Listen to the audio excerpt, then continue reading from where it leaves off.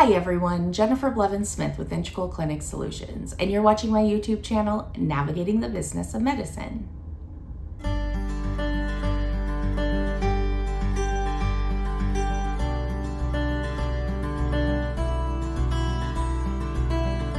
Today I want to talk about the impacts of letting your CLIA ID expire.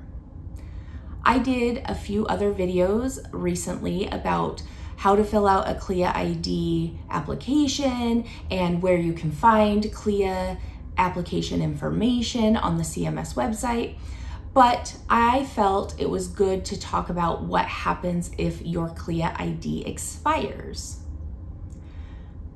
It is easy to let your CLIA ID expire if you're not tracking that information. So the first thing I suggest always to avoid this is to put it on a calendar that you're regularly checking or a group of people regularly monitor so that you know about a month in advance, 6 weeks, before your CLIA IDs have an expiration date and before they expire.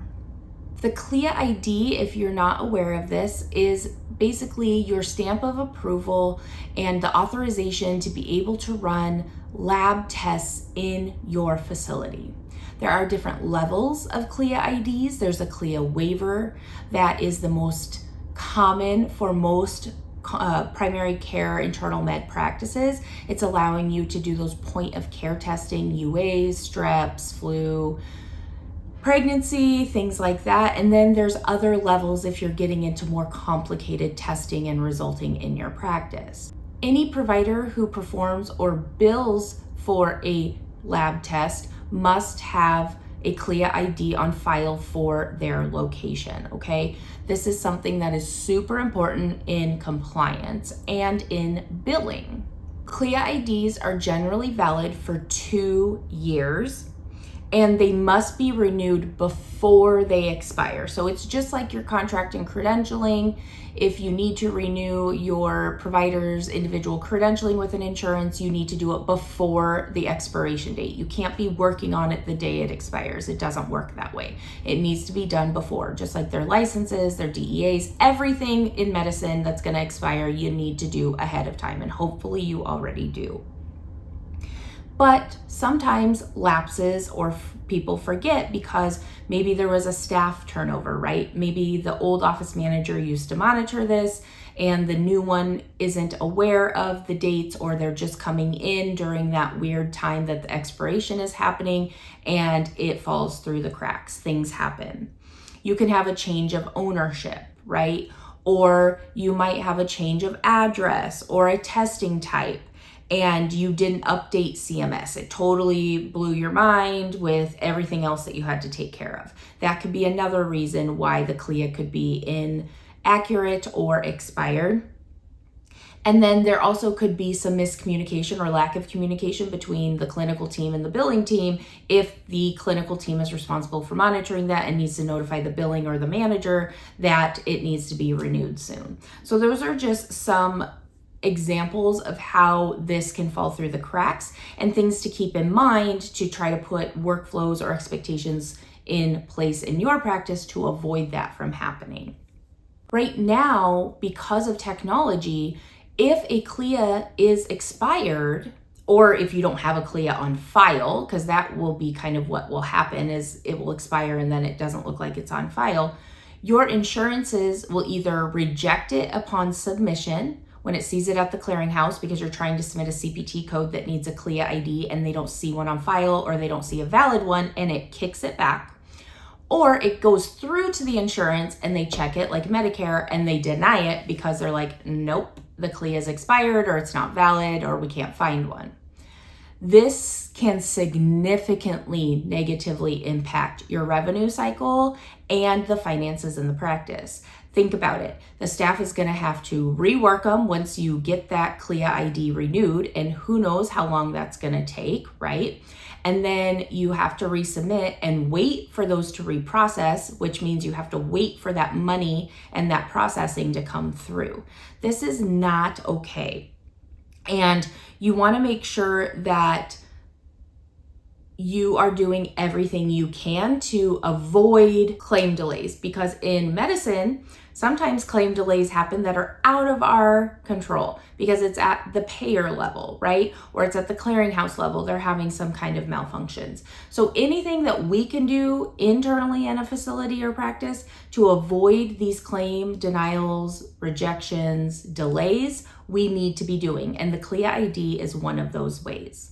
Also, there's a compliance risk. If you're operating as usual under an expired CLIA ID, whether it's a CLIA waiver or it's a higher level, you are out of compliance. And if you were to be audited and they see that you're performing these lab tests under an expired CLIA, there could be fines or suspensions, and you don't want that. I mean, that is something that is very concerning and an easy avoid if you're on top of it.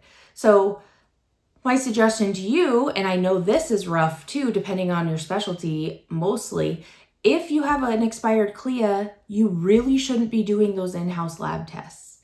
Even as simple as a urine dip, even as simple as a strep test or something like that, unless you get confirmation that they're going to backdate that CLIA ID renewal date to the date of expiration. So if yours expired August 31st and it expired because you didn't have it renewed, if they will backdate to September 1st, so there's no gap in coverage, if you will, then you might be sitting okay, but it's still not worth that risk. And it's not a guarantee that they will backdate or that they will give you a waiver if you get an audit saying, oh, it's okay because we backdated. It was like, no, you know, even though we backdated, you went a month of doing these labs without having a valid CLIA ID. That doesn't make up for the fact, okay? So keep that in mind and don't put yourself in that situation.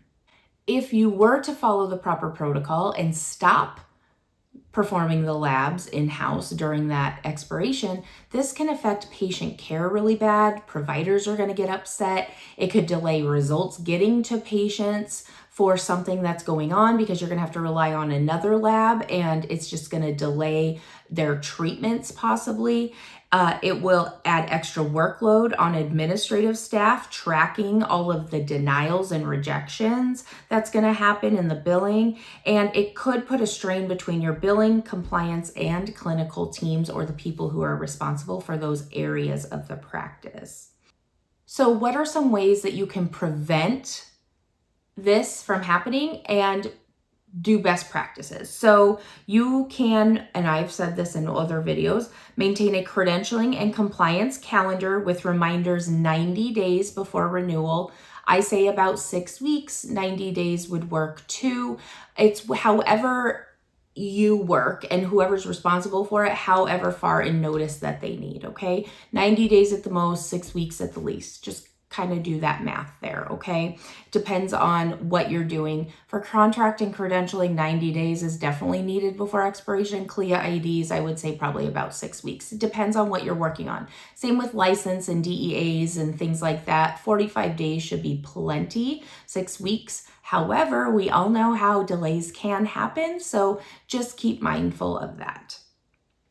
You want to make sure your CLIA renewal correspondence goes to an active email address. This goes back to things I suggest for credentialing and contracting as well, to use a group email address where there's more than one person that monitors those emails. So if somebody were out for an unexpected amount of time or on vacation, or they leave the practice, somebody else who's still there will be able to see that communication come through when it comes to anything regulatory that expires, which is CLIAs, DEAs, licenses, credentialing.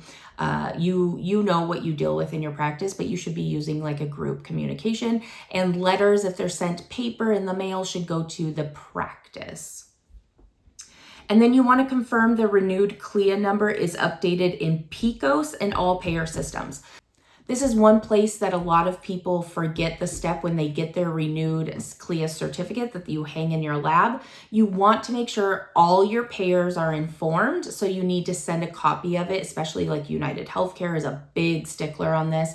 And just make sure that PICOS updates it. Yes, the CLIA system is through kind of a related HHS CMS website and it's all kind of congruent. However, I have seen where there are delays in PICOs and rejections and denials are still happening with Medicare because it wasn't updated very quickly. So if you're able to help them update it and go into PICOs yourself and update it, you're going to be having less issues with rejections and denials. And that even happened recently with somebody I know. So just make sure that you are taking care of everything after and closing the loop once you get that renewed certificate.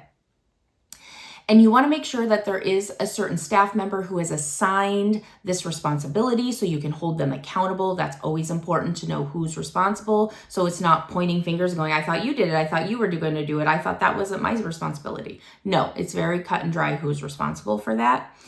And there are some softwares out there that may remind you when your CLIA is going to expire, but I wouldn't rely on that. I would still do the calendar personally. So just as a recap, an expired CLIA ID is not just an expired data point, but it's going to affect downstream things as well, like your billing, your finances. It could be a compliance issue. It's definitely something that needs to be tracked and stayed on top of.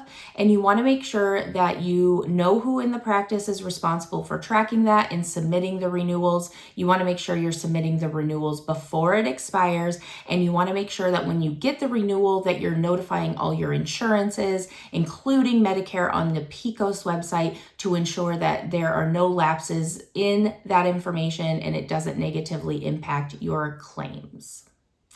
If you have any questions or comments about this, please leave that in the comments below.